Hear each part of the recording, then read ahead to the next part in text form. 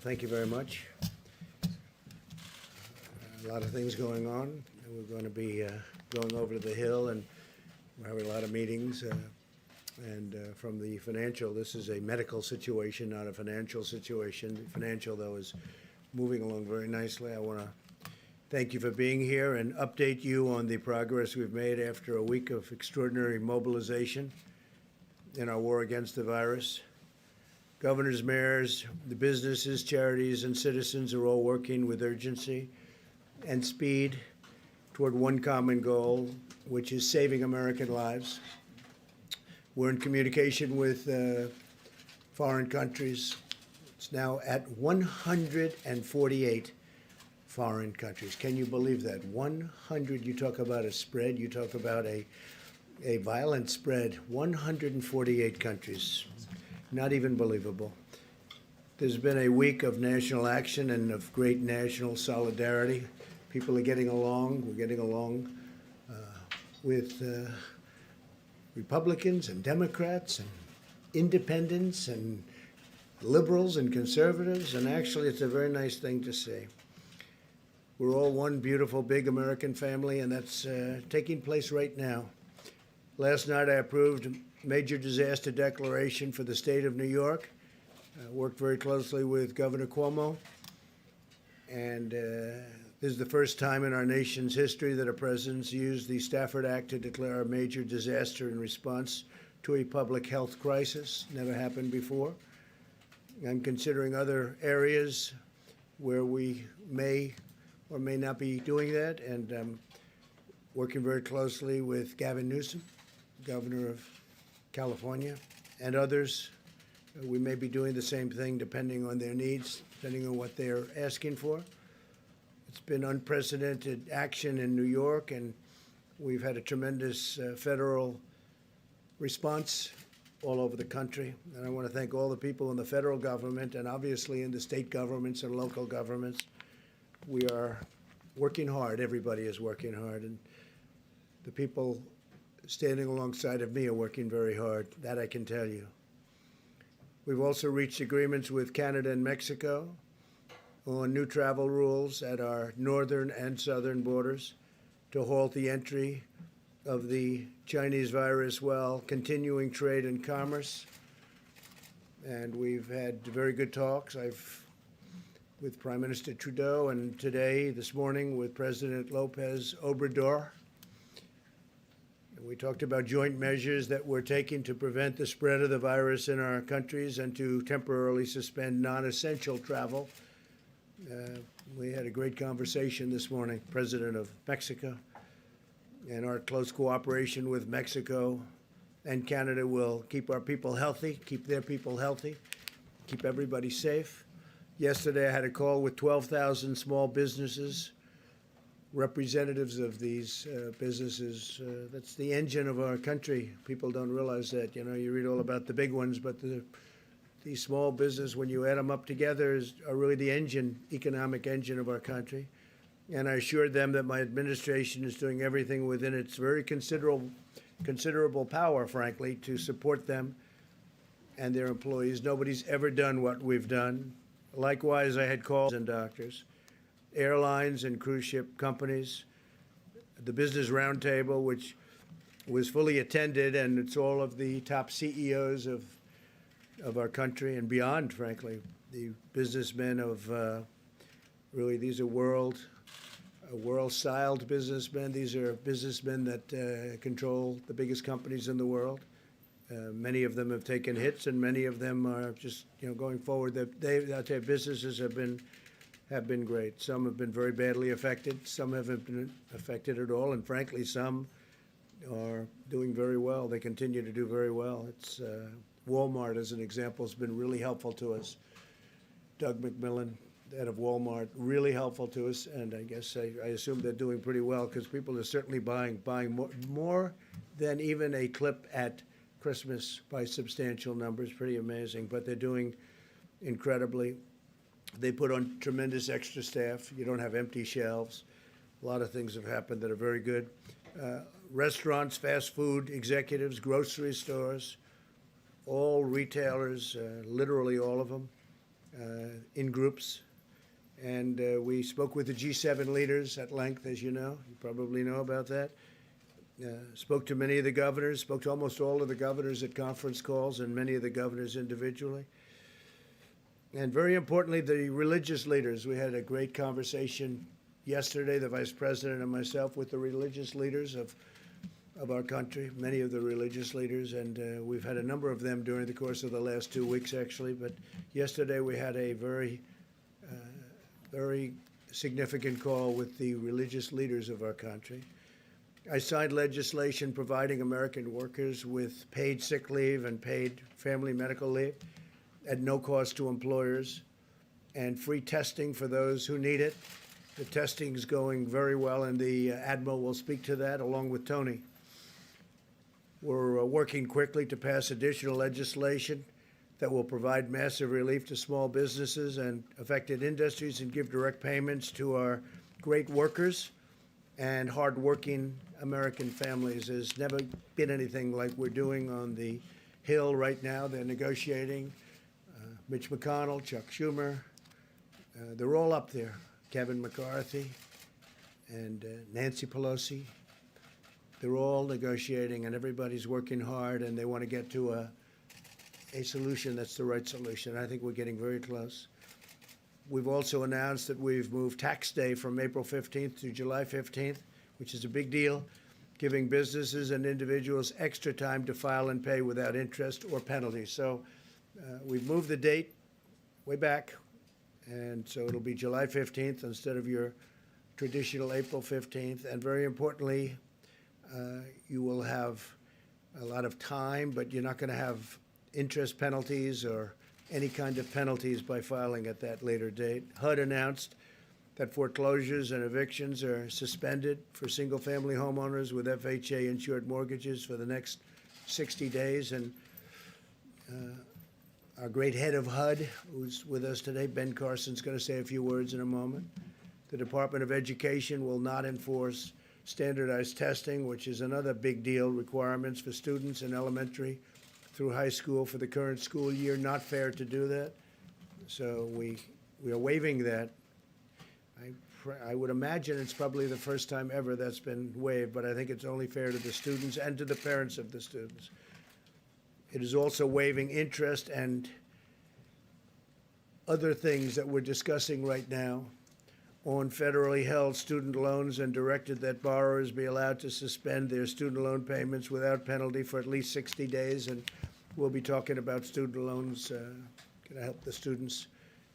They're under a great burden right now, so we will be talking about that further, but we're waiving during the 60-day period various elements and very important elements on student loans, big subject. I signed an executive order invoking the Defense Production Act, as you all know, giving us powerful new authorities to help states, cities, and hospitals procure needed supplies. There's been a clear call to action to the private sector, and the call is made right here. It's been really pretty amazing what's happened with the private sector. They are really in sixth gear, I think, which has responded in full force, helping to produce and supply much-needed masks, swabs, sanitizers, ventilators, and everything else. There's a move on that's incredible right now. And by way of example, Hanes, everybody knows Hanes, great company, great consumer cotton products company, is retrofitting its manufacturing capabilities in large sections of their plants to produce masks. And they're in that process right now. And in my direction, the FDA has taken rapid steps to make these items available for medical use right now. I mean, most excitingly to me is what the FDA has done in order to get possibly a very successful number. It's not just one or two, number of therapeutics, medicines that can help people that are already sick, help people not get sick. And obviously, you know about the vaccine, and Tony will discuss that a little bit later, but the vaccine is moving along. But this is something that right now, this is what we really, it's incredible. And what the FDA has done and Dr. Stephen Hahn, who's highly respected, came as just a highly respected man. He's been fantastic. He's only been here for a couple of months, and he's gotten thrown into the swim of it, and he's really standing up. But the FDA has really moved mountains. I said it this morning. They moved mountains to get approvals on things that maybe work. We'll find out very soon. It won't take long.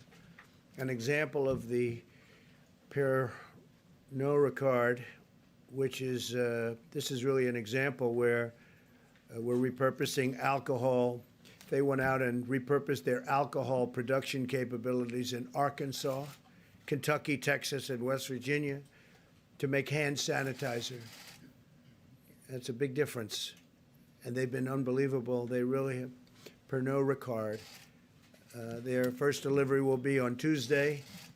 It's going to go to various states. They're going to start, I think, in New York, and they're going to work their way around. They're making a tremendous amount of hand sanitizer at a very high level, too, by the way. We've activated the National Response Coordination Center to level 1. That's your highest level. This is the nerve center of all of our government response to crisis, and it's coordinating very closely with our nation's governors. Our nation's governors, many of you were at the call yesterday with the governors, and I think you can see the relationship, and we've had numerous calls with governors, by the way, but the relationships are pretty amazing. They're loving what we're doing, and the coordination between the federal government and the governors, states, and even local has been pretty incredible. FEMA Administrator Pete Gaynor, who is with us, will soon be providing you with an update on the center's operations, and FEMA's been incredible. We got them involved last week, very much involved, and now they're involved nationwide. We've dramatically expanded telehealth so Americans can see a doctor without leaving home, something which more and more people are using, and now they're really using it, and now the ones that are using it are loving it. And I think we're going to change the way our country functions medically and probably in other ways because of what's going on right now. This will reduce the chance of infection and preserve hospital capacity, so it solves a lot of problems. Every American has a role to play in defending our nation from this invisible, horrible enemy. It really is. It's an invisible enemy. And we will be successful, very successful, hopefully very much sooner than people would even think. So we say stay at home and save lives. There's a time of shared national sacrifice, but it's also a time to treasure our loved ones and to take stock of what is most important, our faith, our families, our neighbors, and our great country. And I want to thank all of the incredible people of our country, the citizens of our country, that what you've done and the way you're responding has just been very special, something that we will never forget, that the history books will never forget. And we're going to have a great victory. We're going to be celebrating a great victory in the not-too-distant future. And I just want to thank everybody. And now I'll introduce our Vice President, Mike Pence, who's led the task force. And I will tell you this, he has not slept much, maybe a tiny bit, maybe a little bit, but not much. And he's done an incredible job. Mike, thank you. Please.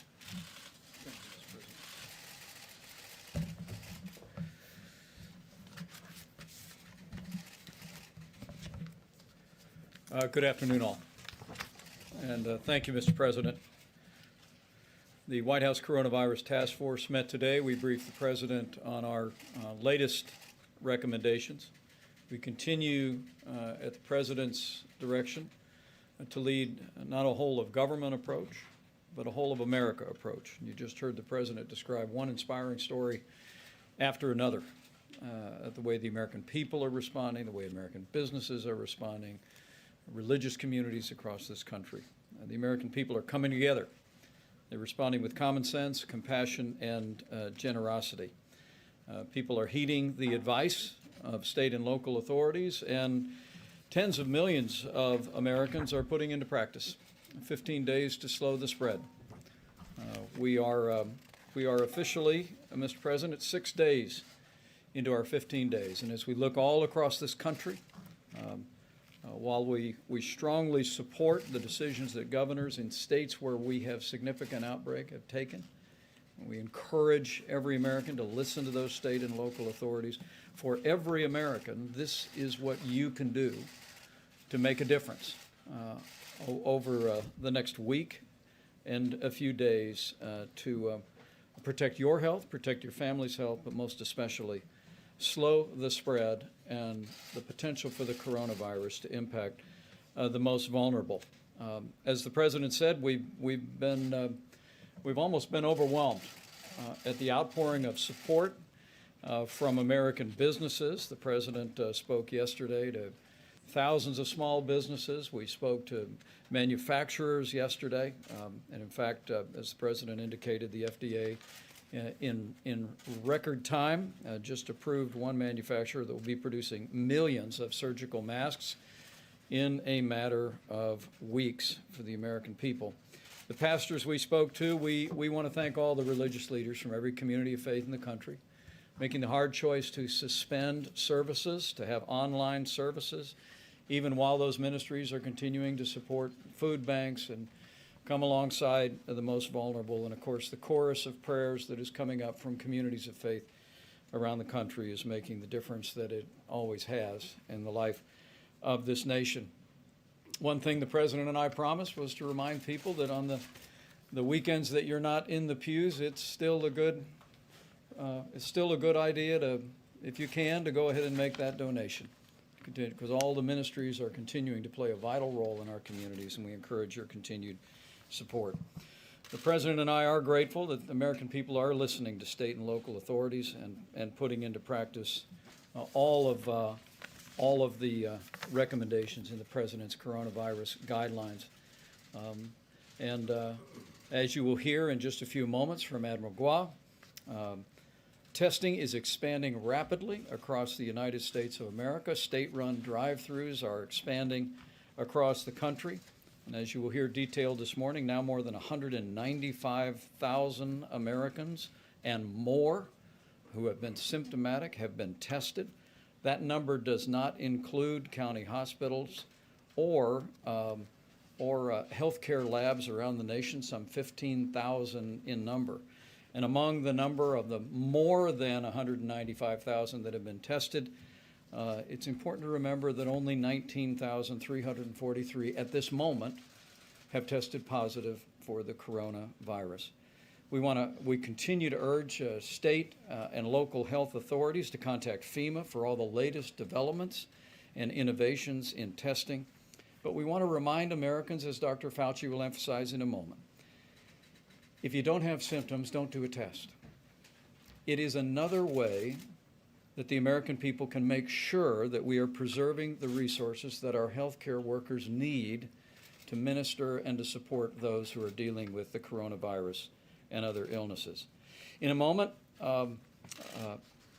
Pete Gaynor will detail the efforts at FEMA. Since the President's national emergency declaration, we have FEMA in the lead, stood up the National Response Coordination Center, as the President said, and we are working closely, literally hour by hour, through FEMA, processing requests from states most impacted, like New York, Washington State, and California, and we'll continue to work very, very closely with those states through the very traditional means of federal emergency management at FEMA. Secretary Carson will describe decisive actions the President alluded to bring foreclosure relief to Americans. And on the subject of supplies, in a moment you will hear of not only the progress that we're making on testing, but on Monday we'll be detailing for the American people the progress that we are making on the President's strategy of procuring more personal protective equipment and medical supplies, allocating them through the system of FEMA, and continuing to urge conservation by Americans. In fact, I'm pleased to report to the President today that HHS just placed an order for hundreds of millions of N95 masks that will be being made available to healthcare providers across the country. On behalf of the President, we do renew our call for Americans to postpone elective medical procedures, including dental services. And remember, this is another way that you're going to make sure that medical supplies are available, because By postponing elective medical procedures, you're freeing up medical supplies for those dealing with the coronavirus. As the President mentioned, our team is on Capitol Hill as we speak, working with members of Congress in both political parties. They're making progress, by all accounts, on a bipartisan bill. They worked late into the night last night, started early this morning, and we are working to pass that legislation on Monday in both the House and the Senate. Now, on a personal note, many of you may have been made aware that a member of my staff has tested positive for the coronavirus. We learned of that late yesterday. I am pleased to report that he is doing well. He had mild cold-like symptoms for about a day and a half, has not been to the White House since Monday. Neither the President nor I had direct contact with that staff person. We worked immediately with the White House physician and the CDC. We've done all contact tracing. And while the White House doctor has indicated that he has no reason to believe that I was exposed and no need to be tested, given the unique position that I have as Vice President and as the leader of the White House Coronavirus Task Force, both I and my wife will be tested for the coronavirus later this afternoon. Let me say again how grateful the President and I are that every American has acted on the President's coronavirus guidelines. We are 6 days into 15 days that, as Dr. Fauci may well reflect in a moment, is an opportunity for us here on the footholds of this epidemic curve in our country to literally lower the impact in our nation and save lives. Every American can do their part to slow the spread, and we encourage you each to continue to do that. As the President says often, remember, we're all in this together. And also remember that for most Americans, the risk of serious illness from the coronavirus remains low. The reason we want to put into practice the President's coronavirus guidelines is because no American would want to inadvertently expose someone who is vulnerable, a senior with a serious underlying health condition, to the coronavirus with a potential threat. I did hear one story this morning, Mr. President, about a senior named Geneva Wood. She actually is at the Life Care Center in Kirkland, Washington. She is not only a grandmother, she is a great-great-grandmother, 90 years young, and she tested positive for the coronavirus on March 6th. But by all accounts, she's doing well. She wanted America to know there is hope, and her strength and her enthusiasm is truly an inspiration to the nation. As the President said many times, we're going to get through this and come out stronger than ever before. And we'll get through this as Americans together. Thank you, Mr. President. Thank you very much. Thank you, Mike. Admiral, please. Thank you, Mr. President, Mr. Vice President. As I told you earlier last week, we are in the process and are effectively transitioning to large-scale testing by leveraging all the components of the American healthcare system. When we started, it was CDC only. Then it was the state public health laboratories. Now we're transitioning into the mainstream of American testing with many of the companies that the President invited in the Rose Garden just a week ago. So currently, 91 public health laboratories, state public health laboratories, are up and running in 50 states, the District of Columbia, Guam, and Puerto Rico. This is our curve, and I want to be very clear about this, that this only accounts for CDC, state public health laboratories, and the laboratories that are members of the American Clinical Laboratory Association. These are the main reference laboratories: LabCorp, Quest, Mayo, ARUP, BioReference Labs, and Sonic Healthcare. It does not account for the well over 10,000, 15,000 hospital-based labs, many of which are doing testing, for whom we will get data this week to give you an overall roll-up. As you can see, over 195,000 people in America have completed their testing. That means tests plus results. This does not count the people whose tests are in process. And as you see, this curve is going, it will continue to rise dramatically over the next period of time. So again, this is utilizing all the components of the great American healthcare system, the state and local public health laboratories, the hospital system, which is not represented here, and the main reference laboratories. Now, I do want to make it clear that although testing is becoming more available, and Dr. Fauci will definitely emphasize this more, there are priorities for testing. And clearly, everyone across the country should understand that those hospitalized or in an ICU are a priority for testing. Symptomatic healthcare workers, for obvious reasons, we want to make sure that their health is preserved and that they are not going to spread to those who may be seriously ill. Symptomatic people in long-term care facilities. As the Vice President has highlighted, and we've said many times, elderly in our society have a much higher mortality rate, much higher serious complication rate. Symptomatic individuals over 65, symptomatic individuals who have underlying conditions like chronic heart disease or liver disease or other types of chronic diseases, patients in public health investigations, and there are local priorities around the country, particularly healthcare workers for testing. And Dr. Fauci is going to emphasize this about the types of people who may not be to be tested. Testing is going well, it's ramping up, but we should still have priorities. Finally, I want to talk about the community-based testing sites. I know they're popular now because there's now an acronym, which I'm sure the Vice President doesn't appreciate, CBTS, or CBT sites. We talked about these earlier in the week, and I wanted to emphasize again that these are state-managed and locally executed. The federal government is there to provide support, know-how, blueprints on how to do this, but these are really springing up at dozens and dozens of sites all over the country, adapted to the local needs. Some are drive-throughs, some are walk-up, some are geared to healthcare workers and emergency responders. So again, what we see in the upcoming week is this curve will continue to increase as testing becomes more widely available, as the great American healthcare industry continues to increase the availability of tests and the throughput of those tests. Thank you, sir. Thank you very much, Admiral. Dr. Fauci, please. Thank you very much, Mr. President, Mr. Vice President. What I want to do just over the next minute or so is maybe connect some of the dots of the things that you've heard today. First, the status of the dynamics of the outbreak. I mean, you all know the numbers. You've seen them. We have widespread infection, but to varying degrees throughout the country. So, for example, when you talk about the kinds of mitigation issues that we have put forth and have emphasized, just as I mentioned the other day, there are two dynamic forces that are going on at the same time. You're having the natural course of an outbreak trying to peak at a high level, and then you have the mitigation strategies which are aimed at dampening that. We've mentioned that multiple times.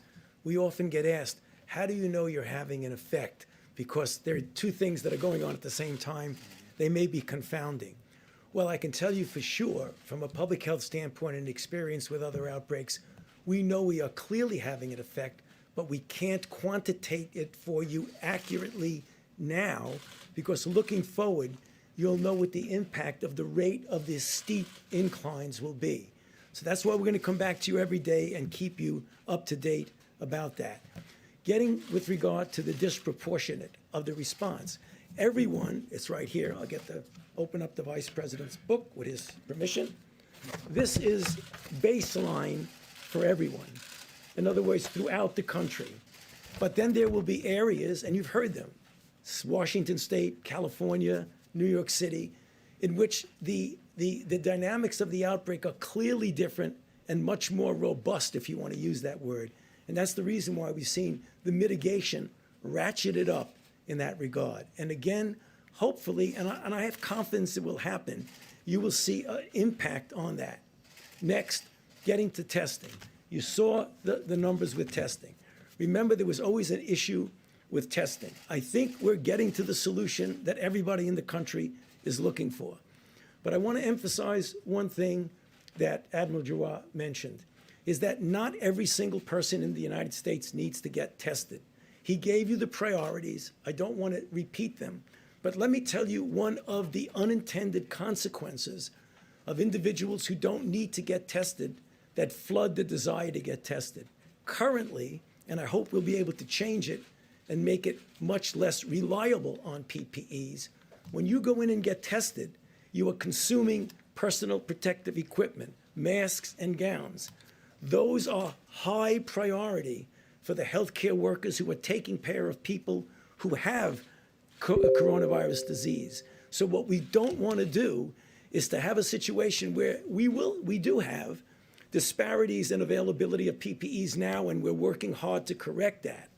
But currently today, we want to make sure that the people who are taking care of people with coronavirus disease do not endanger themselves because they don't have the personal protective equipment. And then finally, one last thing was just mentioned, the Surgeon General has been pushing this. Please put off, cancel elective medical and surgical procedures.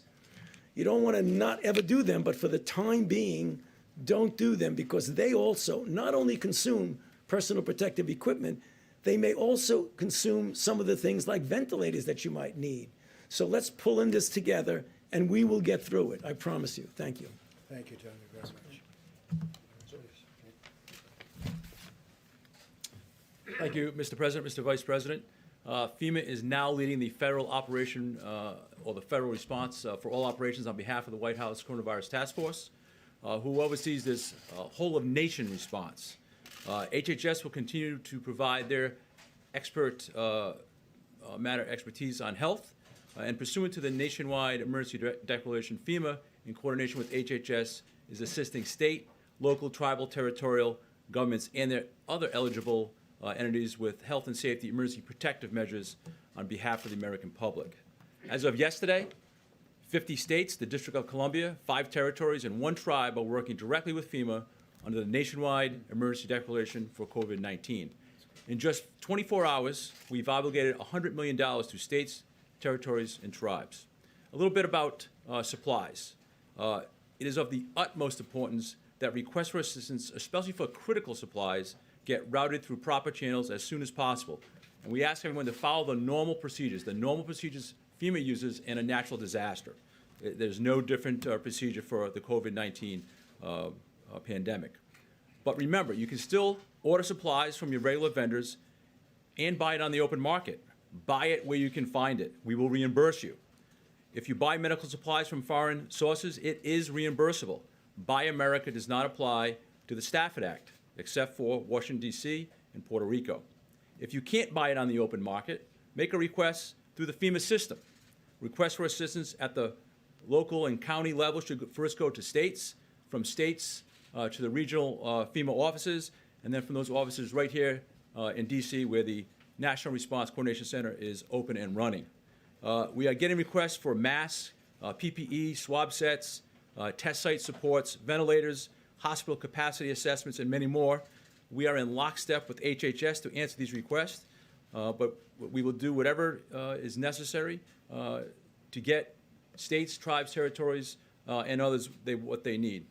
And then finally, what we are doing here in Washington, D.C., again, this is a whole-of-government response. Like all emergencies, response is most successful when it is locally executed, state-managed, and federally supported. We can't say that enough. On Thursday, our federal partners fully integrated with our National Response Coordination Center, and additionally, all 10 FEMA regions across the country have been activated.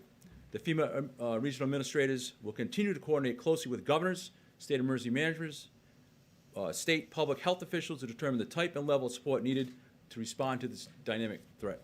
Thank you, sir. Thank you very much, Pete. Appreciate it. Ben, please. Well, thank you, Mr. President and Mr. Vice President, for your tireless leadership here.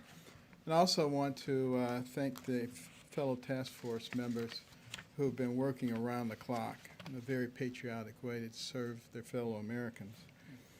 You know, part of the American dream is having a home. And sometimes people say, well, what does housing have to do with health? It has everything to do with health, having a safe home.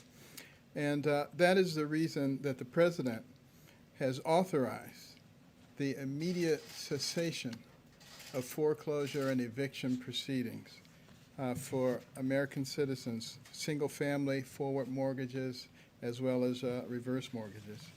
And as you know, FHFA has also decided to do the same thing for 60 days. And the CFPB is very happy with all of this as well. And it's really all about helping our people, recognizing that they're being severely impacted by the coronavirus. And we've also asked the various servicers of mortgage loans to exercise forbearance for anybody who's having difficulty. It is important, if you're having difficulty, to actually contact the people who have made the loan, who established the mortgage, because it doesn't happen automatically. What does happen automatically is that we cover all 8.5 million people in terms of the moratorium on foreclosures and evictions. We want also for the PHAs to be protected.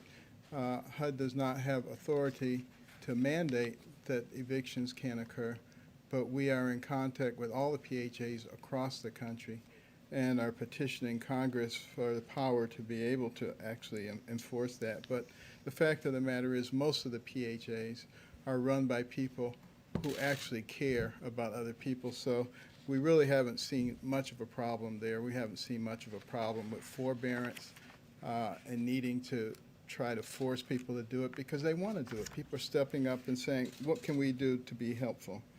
As far as housing choice vouchers, Section 8 is concerned, the April vouchers will be sent out next week. In May, vouchers are already being worked on. And we're also staying in contact with all the stakeholders, the advocates for low-income housing, as well as other stakeholders to make sure that we're doing things that are most helpful to them. And additionally, we've extended the deadlines for healthcare and multifamily financial reporting requirements. And that's for over 20,000 multifamily and healthcare borrowers until April the 30th. And that provides them with a lot more flexibility to deal with the issues that they're dealing with. I also want to thank our FHA Commissioner Bryant Montgomery, as well as the FHFA Director Mark Calabria, and Kathy Kraninger, the Director of CFPB, who've all worked tirelessly with us to make this happen. What we're trying to do is bridge the gap, recognizing that it's a lot easier for us to take these measures and for Congress to take the measures that they're taking so that we don't destroy a very excellent system and have to start all over again. So for those who are worried about the money that's being spent, if you don't spend the money and deal with this now, it's going to cost a whole lot more to try to build all this up again. And as was mentioned by the President, there's been a sense of unity that we haven't seen for a long time in this country. And let's hope and pray that that unity lasts far beyond this crisis. Okay. Ben, thank you very much.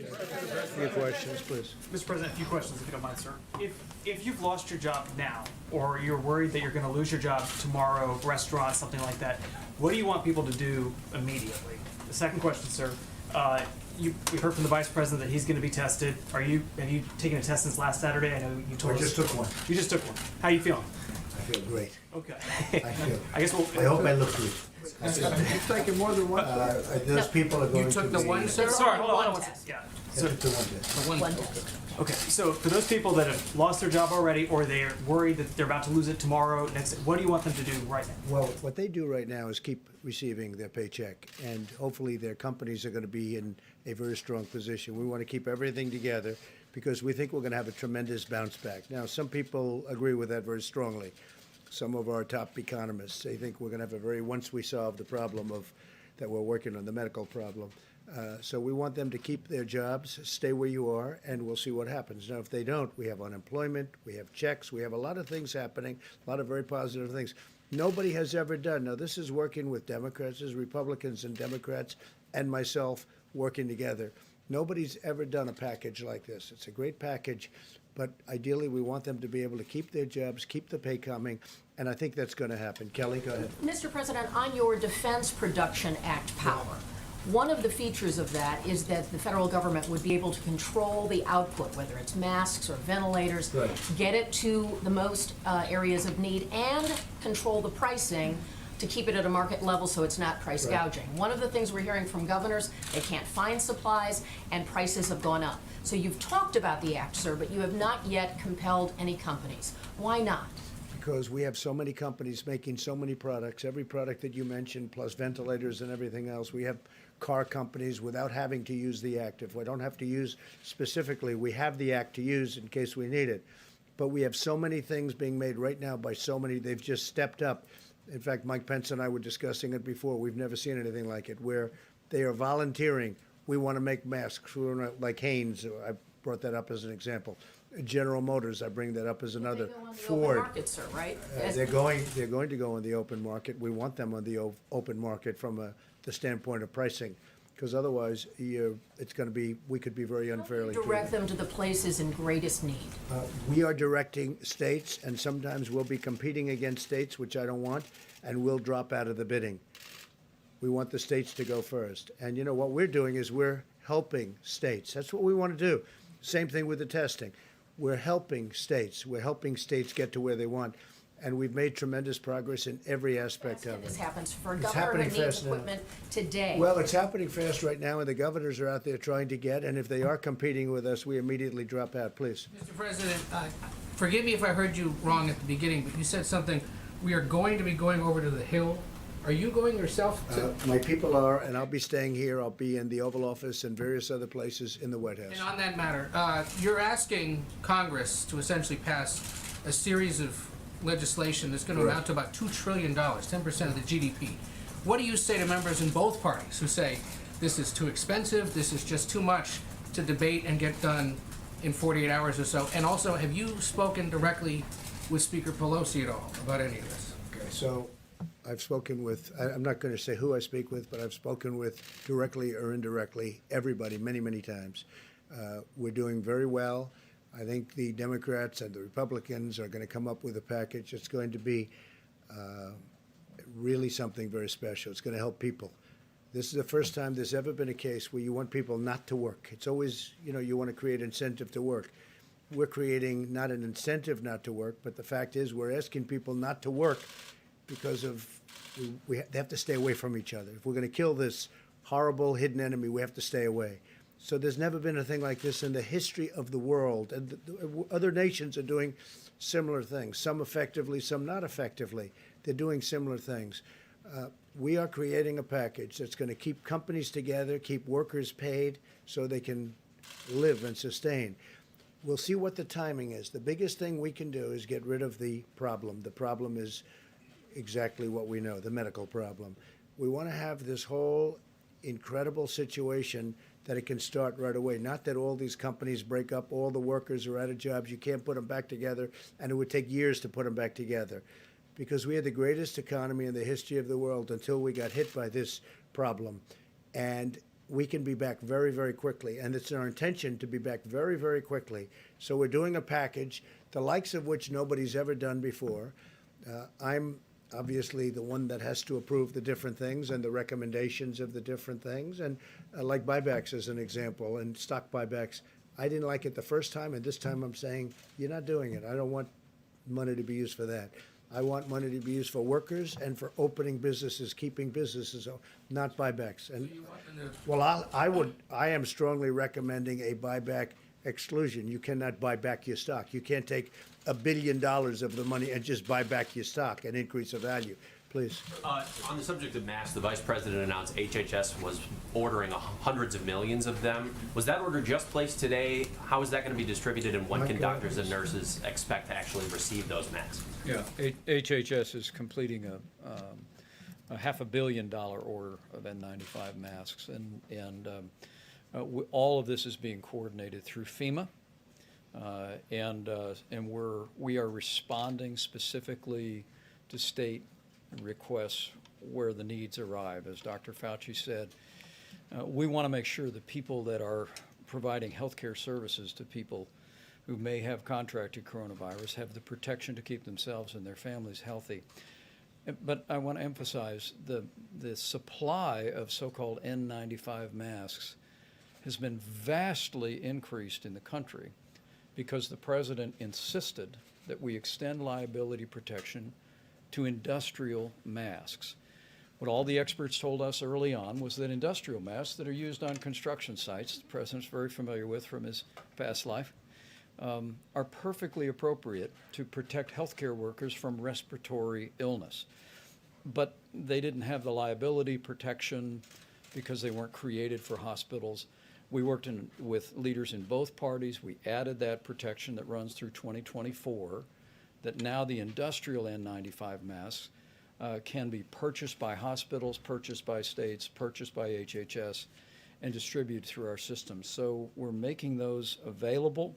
The supply has been, as I said, vastly increased, and it was another step forward and a bipartisan accomplishment. And we're continuing to use all the kind of creative means of American industry to make sure that we're leaning into this effort and that we do whatever it takes to make sure that our healthcare providers have the protective We are equipment. still they need. hearing from doctors and nurses about this shortage. When exactly can they expect to receive these masks, though?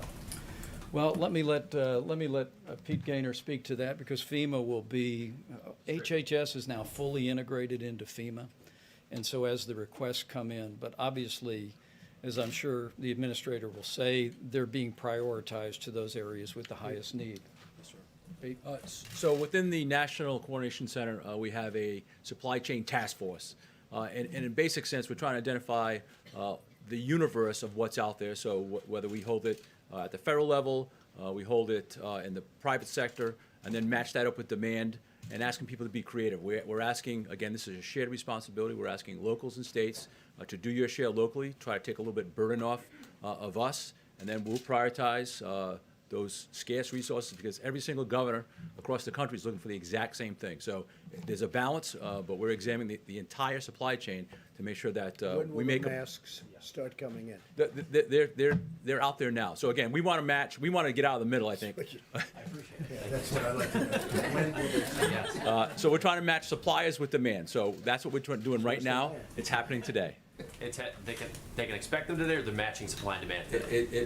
There's a range of requests across the country, and we're trying to match those, again, supply and demand every day. Are you Through the task satisfied with force. that? We have a lot that already come in. A lot have already come in. I have to tell you, the throwing away of the mask, being in private business, the throwing away of the mask right away, they're thrown away. And when you hear 55 million masks were ordered, I'm saying 55 million, how could it possibly be such a number? And they say, oh, that's just a small fraction of what we need. And I said, why aren't we sanitizing masks? You know, you look at the masks, I've looked at all the different masks.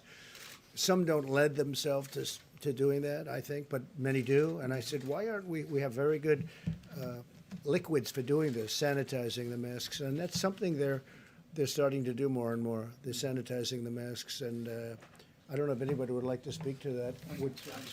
We issued You might want to discuss. Yeah, there are CDC guidances about how you can minimize the use of masks by different things that you could do with testing, and when you have masks, how you might reuse them, which ones you can reuse them. Do you think there's a solution to this other than buying more masks? Do healthcare providers need to change how they're using them? Yeah, well, there are a couple of things. One, for example, we are moving towards getting testing where you don't have to have PPE. I mean, I'm not going to tell you the day it's going to be there, but it's going to be a swab that you could stick in the nose of the person who is either infected or not, but that person doesn't need PPE, the person who's administering the test. So if you could do a self-administered test, stick it in a vial, hand it over. You don't need a mask, you don't need PPE. That's one of the things we're trying to do. I would have liked that much better. Personally, yeah, go ahead. May I? And this is another story about great American industry. I mean, the president and I literally heard directly from Apple that they're donating 2 million industrial masks to this effort around the country, and, Yes. and working with our administration to distribute those. And it might be a good opportunity for us to renew our call as the president and I delivered this message to businesses yesterday, manufacturers and small businesses. It's a great time to go to your storeroom, and if you have N95 masks, if you've got 100 of them, if you've got 10,000 of them, is to load them up, drive them over to your local hospital. That story is literally happening all over the country. And now with more Americans stepping away from elective surgery, including elective dental care, we're urging dentists around America to look at their supplies of N95 masks and make those available to our hospitals. But the great news is, as the president said, the American people are all doing this now. So allow me to say on behalf of the President, thank you for what you all are doing today, but we want to encourage people in business, encourage people in dentistry in particular. Look at those supplies of N95 masks.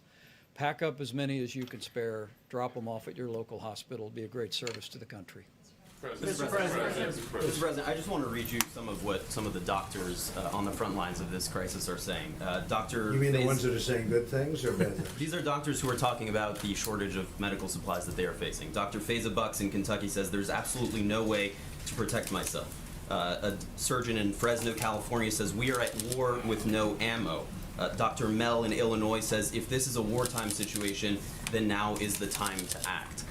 I know you're talking now about increasing production at so many of these facilities to get the masks out, but given that this is one of the wealthiest, most powerful countries in the world, should this even be happening? Shouldn't this have been resolved weeks ago? Well, I'll tell you the way I look at it. So many administrations preceded me. For the most part, they did very little in terms of what you're talking about. This is unprecedented. You could speak to Tony, you could speak to anybody. This is unprecedented or just about unprecedented. As time goes by, we're seeing it's really at a level that nobody would have believed, nobody would have thought possible that this could happen. And we are making much of this stuff now, and much of it's being delivered now. We've also gotten tremendous reviews from a lot of people that can't believe how fast it's coming. I mean, when I hear they have an order of 55 million masks, and that's just one order, that's one order out of many, and that there are many millions of masks beyond that are, and I keep saying, how is it possible to use so much? But that's the way it is. And part of that is because they'll use a mask for a short period of time and they throw it. The fact is that we are doing a tremendous amount. We started with very few masks. We had some, but nothing for an event like this. And now we're making tens of millions of masks and other things. And I think it's unprecedented what we've done and what we're doing. And many doctors, and I've read many, many doctors, they can't believe the great job that we've done. Yes, It has been many, Kelly, Mr. did you have? President, it's been nearly 3 months since your administration learned about this virus. Well, if you remember, I was So the why one not that act sooner? I was the one that closed the country down. I was the one that closed the. You don't write that, or you don't say it too much, certainly on CNN. But I just read an article yesterday. I just read an article yesterday that by closing the country down so early, very early, we saved tens of thousands and much more than that lives. So. You know, you might want to report that too. Go ahead, Chris. I'd just like to address that for a moment. Again, I'm an ICU physician, ran health systems, and I first of all want to thank everyone who's on the front line in the emergency room, in the ICUs, in the hospitals. I speak to my colleagues daily. We need to preserve our PPE to the degree that we can. CDC guidelines has had that. The president has talked about it. But I also want to say we are making product, as the president said, but we are also responding through the FEMA system to distribute the strategic national stockpile resources according to requests that come in. Stockpile has been distributed to many states, first orders, second orders, and on a daily basis adjudicating that. If there are shortages in your hospital system, I can't tell you of Dr. XYZ. That needs to be clearly iterated to the local emergency management. Are you seeing those hospitals talking about the We shortages? were on the asking federal phone 2 government? nights ago or 3 nights ago with over 2,000 hospitals or hospital systems sharing best practices from Seattle, where they've been very innovative, pioneering some of these areas. When there is a shortage, they need to go through their emergency management. It goes directly up to the FEMA system, which really rocks. It really works very, very well. And then there's a distribution of the stockpile. Now, the stockpile isn't infinite. That's why it's being replaced by all the orders. But mask supplies go out on a daily basis as they are needed and requested through the FEMA system. And I don't know, Administrator Gaynor, whether you want to add to that. Tony, would you like to say something? Just to reiterate what Brett said, we don't take lightly what you just read. You know, I mean, I get the calls every night, the way you get emails. It's a serious issue. We don't want that to happen, but it is happening. You're not making things up. I know that because I'm experiencing myself. But what you just heard about the different avenues, some of which aren't even recognized, about how you can get help through the FEMA process, in addition to the large amounts of additional PPE that's coming into the system. We hope that very, very, very soon, we're not going to get those kinds of real-life difficulties. Yeah. Seems like there's a question about the timeline here, and even FEMA can't quite answer what the timeline is. Days, weeks. You know. Yeah. Sooner than weeks. It's going to be days. I would hope. You know, we're going to try to make it days to the best possible way we can. And again, what we're doing is we're trying to help the states get things faster. And that's what we're doing. We're implementing. And the magnitude of this, it's a tragedy. It's an absolute tragedy. But the magnitude is something that no matter who you were, no matter where you come from, nobody ever thought a thing like this could happen. You read about 1917 and you read about certain things, but you think in a modern age a thing like that could never happen. Well, it comes back. It is genius. It comes back, and it's too bad. But I think the people working on this have been incredible. The job they've done has really been incredible. But there's tremendous amounts of not only masks, of ventilators and respirators and everything you can think of. It's all being, much of it, and almost, I could say all of it is being manufactured right now. Steve, please. Yesterday, there were questions about the use of this malaria drug. Have those questions now been resolved? Well, I don't know that resolved. I can say that it's going to be distributed. I know New York is getting, I think, 10,000 units, and numerous other people. It's really, it could be the malaria drug plus the Z-Pack. But, and we're going to find out. We're going to find out. I feel, look, I feel, as the expression goes, what do we have to lose? Because, you know, I feel very good about it. Tony would feel, you know, like he'd like samples done in a certain way, and I understand that too. Many doctors agree with that. We don't have much time. You know, we have a lot of very sick people right now in hospitals all over the place. And speaking with the governor, New York, Cuomo, I said, how's it look? He's got a lot of sick people. So we're going to be delivering a lot of samples to New York and other places, and we're going to find out very shortly whether or not it's going to work. I feel very confident. I mean, I've seen things that surprise me, frankly. There are, as Tony said, there are other things we're looking at too.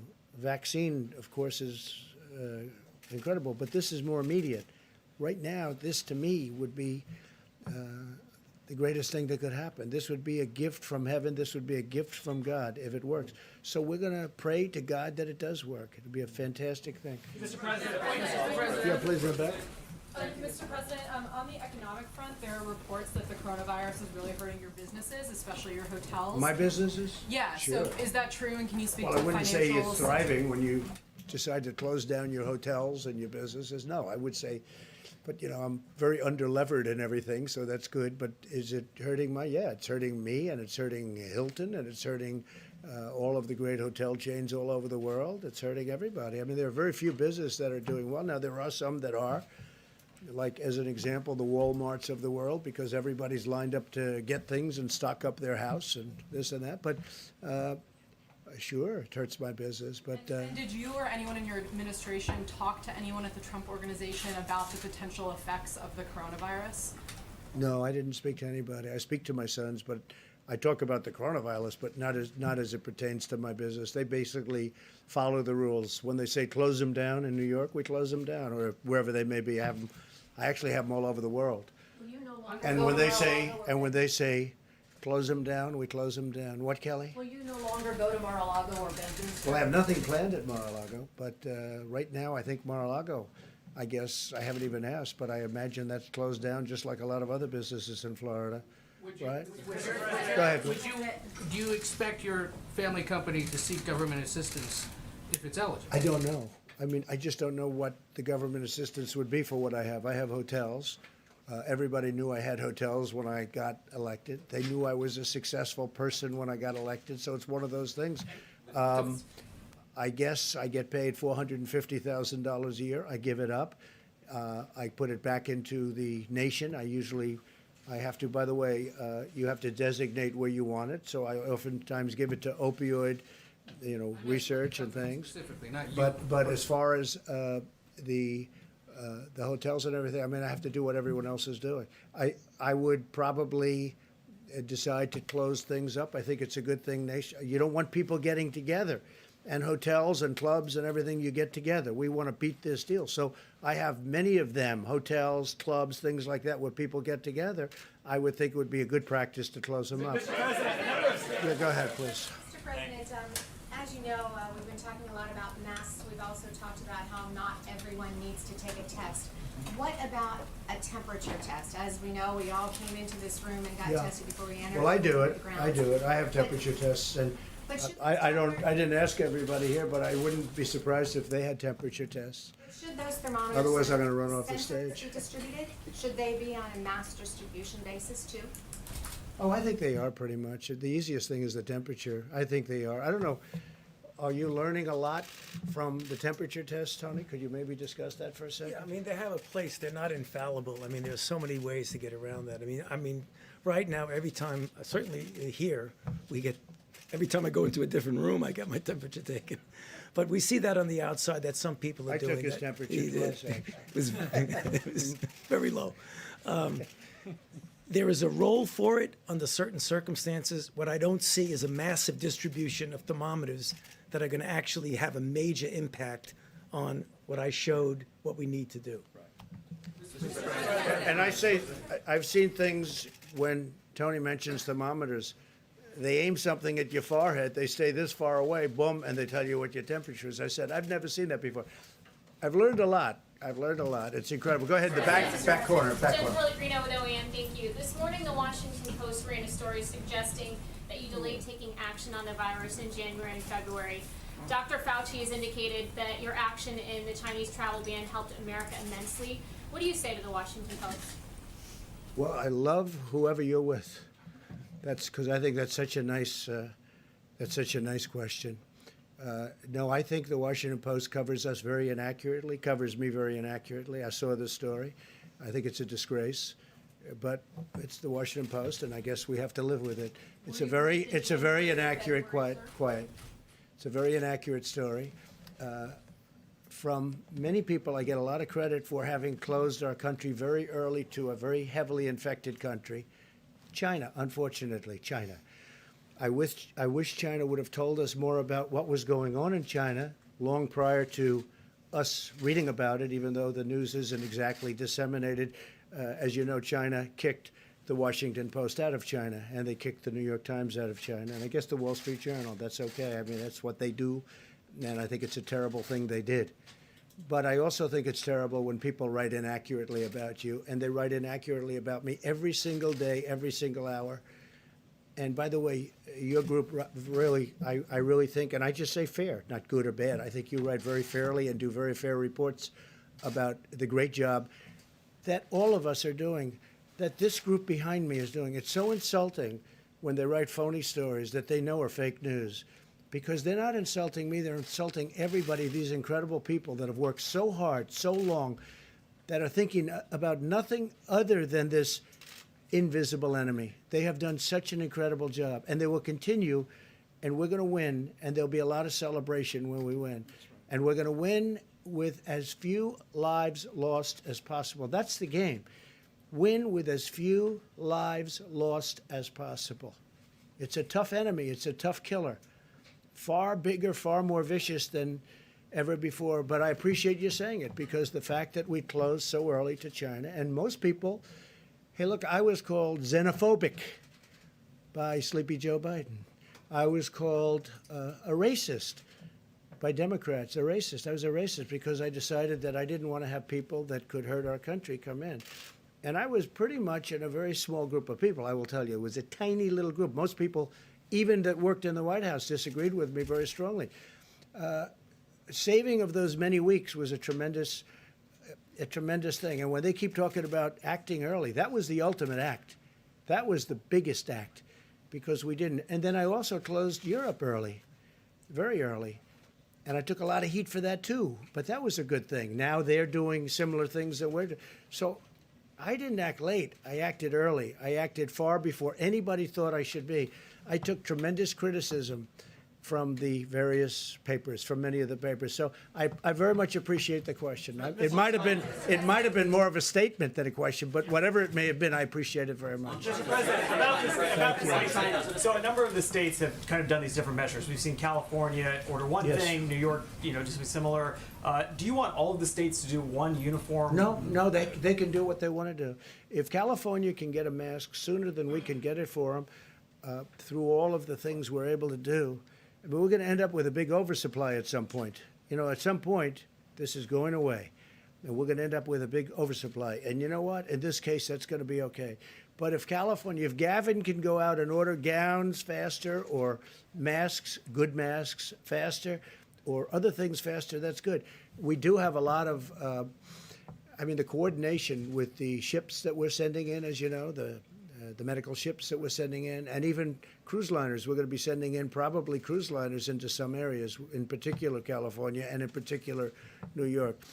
But if somebody can do something faster, if they can order that mask faster than us, I want them to be able to do it. Sorry about the rules, sir. So people can't leave their homes. That certain businesses. That We are exempt. coordinate very much with them, You yes. you don't want all those to be the same. Well, it doesn't nationwide. have to be at this moment, because we have places in the country where, states where they have 2 people or 3 people, and those people are in quarantine. And you can't put on them what you're putting in New York, where you do have a tremendous problem. I mean, we have large portions of the country, middle America, where, they have a few people. So it may be a time, I hope that never happens, where we need to take very drastic action. But right now, that's not in the same ballpark. Yeah, go ahead, please. We're day 6 into your 15 days of recommendations. Yes. A lot of people are following them. Some people are not. Yeah. Do you think the American people are doing enough right now to slow the I spread think of this they are, virus? and some people are not, but I think they are. I think it's going to have a very profound effect. I mean, we'll know a little bit more on day 14 and 15, and we'll What's the see. plan once we get to Well, the we're end? going to see. We have to see what the result is. We want to flatten that out, and we're going to see what the result is. And I just want to say, I'm going to negotiate a very large transaction, and I've been negotiating it for 2 days. So I'm going to take 1 or 2 more questions, and then I'm going to leave it to Vice President Pence on the Hill, with the Hill, the various elements of the package. Steve, go ahead. There's a number of groups are calling for the postponement or cancellation of the Olympics. Have you given him third? No, I haven't. Look, we understand the difficulty of that, and he's a very good friend of mine. You take a look at Shinzo Abe. He's a great gentleman. He loves his country. We have an incredible relation. We just finished a trade deal with them, $40 billion trade deal with Japan, and Prime Minister Abe has a big decision to make. They have built one of the most beautiful venues I've ever seen. They're all ready to go. It's not late. It's not over budget. It was just done flawlessly, and it's beautiful. And they're sitting back and saying, I told him, I said, that's your decision, and it is his decision, and I know he's going to make it soon. I don't know what it's going to be, and I didn't think I should be influencing it at all. I mean, the job that Japan has done on that venue is incredible. So, there are options, obviously, including delay, and maybe delay for next year, but that's totally up to them. We'll see what they do. Since this story keeps popping up, when did you first learn that this was going to be a problem? Well, when I learned, I started doing the closing. So, probably around that time.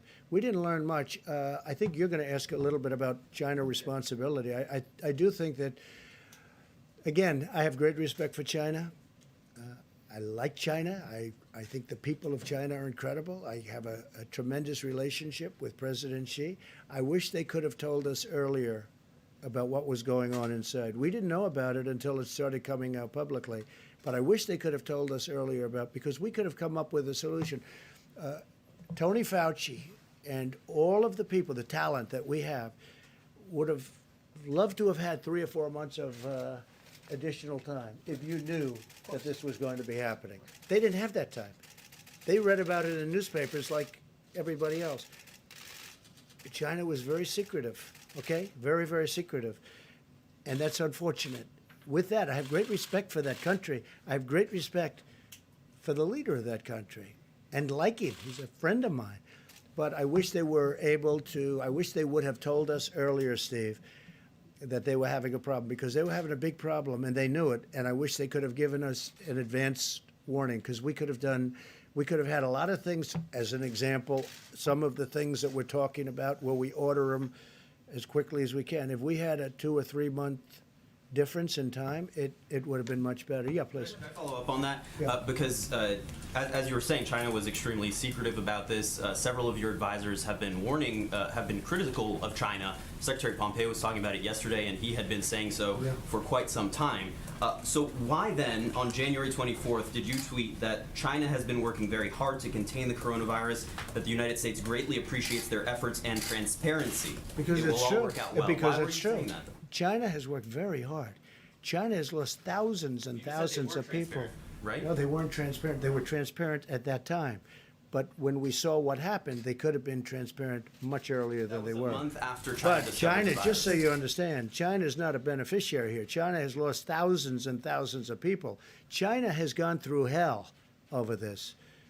They've gone through hell, and I've had conversations with President Xi. I just wish they could have told us earlier. They knew they had a problem earlier. I wish they could have said that. Are you able to share, thank you for the numbers on the testing, by the way. Are you able to share any other hard numbers on number of available tests, on number of ventilators in the federal stockpile? Well, I'm going to leave that up to Dr. Fauci and everybody else. And I think the answer is we want to share them. I would imagine we want to share the numbers as, Admiral, do you want to discuss that? 500 billion masks that you cited, they're due for delivery in 18 Not months. billion, no, not billion. 500 million masks, excuse me, thank you. I said, wait a minute. The 500 million masks, they're due for delivery according to HHS within 18 months. The last number on ventilators we had was 12 to 13,000. Can you give us an updated number? Well, there's on that? never been numbers like this. You know, a ventilator is a machine.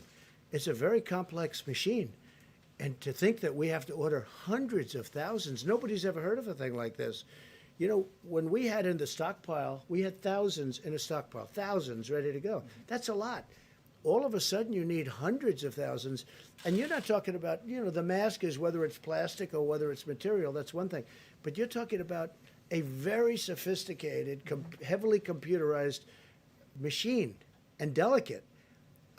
And you need hundreds of thousands of them. Nobody's ever heard of a thing like that. With that being said, General Motors, Ford, so many companies, I had 3 calls yesterday directly. Without having to institute, like, you will do this, these companies are making them right now. But to think of these numbers, it's pretty mind-boggling. Do you have numbers to share, though, right now? Do you have numbers to share with us right now? Well, Mike, go ahead, please. Yeah, you bet. Well, we've spoken a lot about masks this morning, but the president's also given the task force a priority of assessing the availability and expanding the availability of ventilators. And on Monday, we will detail some very encouraging news for Americans. You speak about the number of 13,000. It is a little more than that we have in the national stockpile. But it's important to remember that that doesn't include the more than 100,000 ventilators that are in healthcare facilities and hospitals around America today. It doesn't include what will be produced, as the president said. We're seeing companies step forward. These manufacturers tell us that a ventilator actually isn't a very complicated piece of equipment, and many of them are literally surging forward to create more ventilators. But one of the more exciting developments in the last week, which we'll detail more on Monday, is that in the president's engagement with our healthcare community, we learned that ventilators that are currently used by anesthesiologists, that are used in outpatient clinics and in other procedures, can be converted to be used as ventilators for people struggling with the effects of the coronavirus. We've confirmed that a particular screen in that device can be changed readily. We're working with the FDA to approve that. But again, it's a great testament of the American people and our healthcare professionals that are stepping forward and bringing ideas forward that literally, as we'll document Monday, will increase the supply of ventilators by tens of thousands. But look, the president's made it clear. We want to make sure that all the incredible, courageous men and women who are serving in healthcare around America have the support they need, that our patients that are struggling with recovering from coronavirus have the equipment they need. And we'll have a lot of detail on Monday as we continue to assess 8 days ago that we what's would have available. 1.4 million tests on board by the end of this week, by today. Do we have that? Can you give us the number that we have? Let me let Admiral Gloss speak to that. Thank you. So I'm going to answer your question and then try to persuade you to stop asking about a specific number, okay? So from March 2nd to March 14th, we have put over 10 million laboratory tests into the U.S. commercial market, and we expect that by March 28th to be well over 27 million into the market. So that answers your question, and let me tell you why it's not the right question. Not every lab can run every test. Not every test is completely self-contained. So the more important question is not how many tests are in the market. We got them in the market, but it's to make sure that every segment of the market has the kind of test that they can use. Admiral, we're using your numbers, trying to find out for the public if the things you've promised are happening. Yes, they are happening. They are. We promised 1 or 4 million. There's 10 million tests in the market And now. are the masks that are in the strategic reserve being deployed, Mr. Vice President? Yes, the masks in the strategic national stockpile. So it's not 13,000 anymore, it would be a lower number, would that be fair to say? Masks or No, the ventilators. I'm sorry, the respirators. Thank you. We're trying to understand if the things we have been told sitting through these briefings for many days are happening and getting into the hands of the healthcare providers. You understand it. You understand it. We're trying You're an to understand, intelligent woman, Kelly. You understand exactly what he's saying. And what he's saying is rather incredible because we inherited an obsolete, broken system.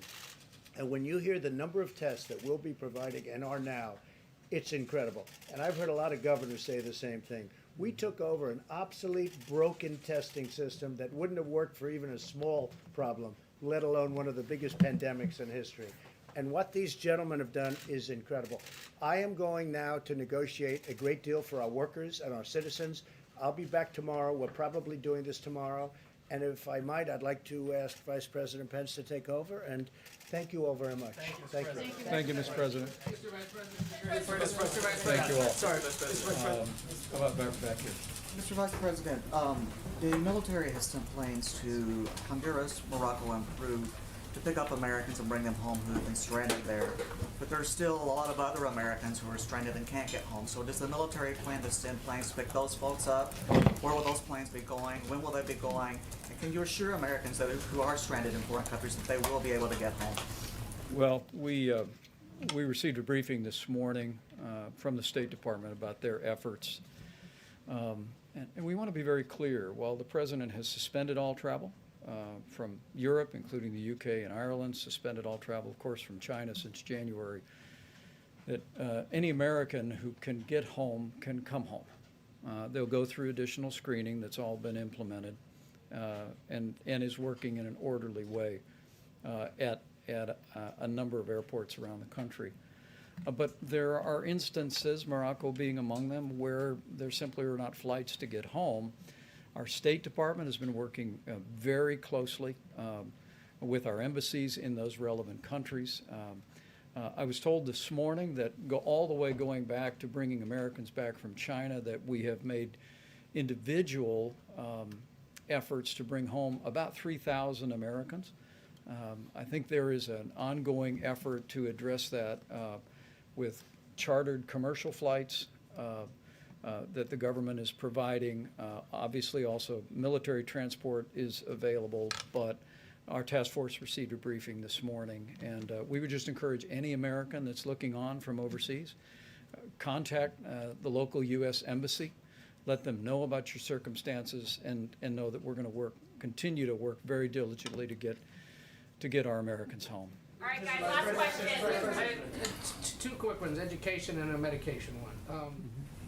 You guys have announced that standardized testing is essentially canceled in this country. To the tens of millions of students out there, their teachers and their parents who are sort of scratching their head wondering, well, what does that mean? Obviously, a lot of this is driven by local school districts, by the state. Is there any federal guidance on this? And if not today, could you have Secretary DeVos or somebody come and explain that to the millions who are literally sitting at home trying to figure out what exactly that means? Well, I think it's a terrific question, and we will bring Secretary Betsy DeVos here tomorrow or on Monday to address our efforts. The objective here was as people are embracing the president's 15 days to slow the spread, we have decisions by local school boards and local and state officials that have canceled school or suspended school for a time. And we wanted the Federal Department of Education to make it clear that the burden of standardizing testing, which back in my days as governor, I remember takes a number of days and sometimes up to a week to administer, is not going to be placed on schools. But we'll have the secretary here to address that very specifically, and it's a very good point on your part. I mentioned I had a medication question, and I wanted to ask it while the president was here, because earlier he tweeted that there were two, let me just find it, two certain medications that when taken together, quote, have a real chance to be one of the biggest game changers in the history of medicine, and that they should be, quote, put in use immediately. Since he's not here, I can't ask him what he meant, but I'm wondering if Dr. Fauci or the Admiral could clarify if you have any sense of what he was talking about, and whether his 74.5 million Twitter followers should be taking medical advice from him or from someone else. The president brought together the top pharmaceutical companies in America and in the world a number of weeks ago, and they formed a consortium to work on a range of responses, beginning with therapeutics, which for a layman like me, that just means medicine to make you feel better. They're already going to work on that. We actually think, Dr. Fauci, I think there's some sense that that our great pharmaceutical companies may actually be producing therapeutics that will give relief to Americans struggling with coronavirus as soon as this spring. We also challenge them to work together as rapidly as possible to develop a vaccine going forward. And as Dr. Fauci has indicated, we brought a vaccine to clinical trials now the better part of a week ago, the fastest time in history. Now, it's the first phase of the trials, and people should understand, as our health experts have described, that there'll be a period of as much as a year and a half before we can make those vaccines available. But as the president said at this podium, there is some anecdotal evidence that several existing medicines may have brought relief to patients struggling in China and in Europe. And the president has tasked the FDA to work very rapidly to allow what's called off-label use for those. One is a malaria medicine. But this morning, I think the president reiterated the hopefulness that he feels about this, that because these are medications that are time-honored and tested, they've been taken for many, many years, that we want to pursue, number one, making those available if someone's doctor believes that it's appropriate. The doctor would be able to prescribe that medicine even though that's not indicated. That's called an off-label use. But the other piece is, as Dr. Fauci said, and I'll yield to him, in deploying those medicines, we're working specifically with one state to do so in a way that represents a clinical trial. So it would not just be compassionate use, which the medicines are already being used for in some jurisdictions today, but also we could study it and determine the viability of it. And in fact, we're working diligently right now with that supply chain to make sure that those medicines are available. Dr. Fauci, did you want to speak to that? Sure. You know, it's essentially what I said multiple times from this podium, is that when you have, first of all, we're trying to develop de novo drugs that are not yet out there, not approved, that ultimately would be effective. And the way you prove that is to do a randomized controlled trial to prove safety and efficacy. I'm not totally sure what the president was referring to, but I believe he was referring to a report that used both hydroxychloroquine and azithromycin together to have some possibility of being in effect. Many of the things that you hear out there are what I had called anecdotal reports. They may be true, but they're anecdotal. So the only thing that I was saying is that if you really want to definitively know if something works, that you've got to do the kind of trial that you get the good information. The president is talking about hope for people, and it's not an unreasonable thing to hope for people. So when you have approved drugs that physicians have the option in a decision between the physician and the patient, are you going to use a drug that someone says from an anecdotal standpoint, not completely proven, but might have some effect? There are those who lean to the point of giving hope and saying, give that person the option of having access to that drug. And then you have the other group, which is my job as a scientist, to say my job is to ultimately prove, without a doubt, that a drug is not only safe, but that it actually works. Those two things are really not incompatible when you think about that, particularly when you're in an arena where you don't have anything that's proven. We went through the same sort of thing with a little bit of a different twist during the HIV/AIDS epidemic until we finally developed drugs that were absolutely knockout drugs that were safe and that were effective. But in the beginning, there was that tension about that. So you really got to have a balance. I've got to do my job as a scientist, and others have other things to do. Great. Mr. Vice President, question for Dr. Carson? Yeah, question for Let me just, if I may, let me just say, I hope this morning has been informative. We will be back again tomorrow. And I hope the American people are encouraged because of the incredible whole of government approach, because of our collaboration with states. You're seeing testing expanded all across the country. That incredible public-private partnership with commercial labs is now making testing available by the tens of thousands. We're working very diligently with an incredible response from American industry to make sure that personal protective equipment, and ventilators, and all the things that our healthcare providers need to meet this moment is there. But let me just say again what every American can do today. And that is, first and foremost, heed your state and local authorities. There are individual states, California, Washington State, and at this moment, especially New York, that have issued guidance to their citizens. And as the President said, we wholly support the leadership that those governors are providing in their states. But secondly, every single American can put into practice the principles of our 15 days to slow the spread. The President's coronavirus guidelines, as I said, we're 6 days in, and the purpose of these is not because every American is at risk of serious illness. As we said before, all our experts tell us, all the data shows, that the risk of serious illness to the average American remains low.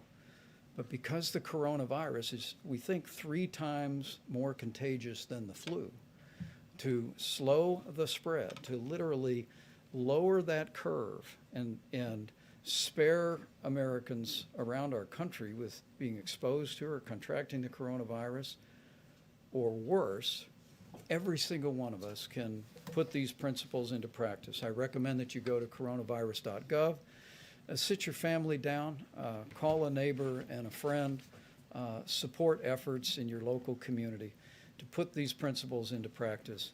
And as people all across this country continue to do just that, I just know we'll get through this, and we'll get through this together. Thank you all. Will there be a briefing of our sir? We'll be back with you. Thank you, Mr. President. Thank you, sir. Thank you, sir. Thank you.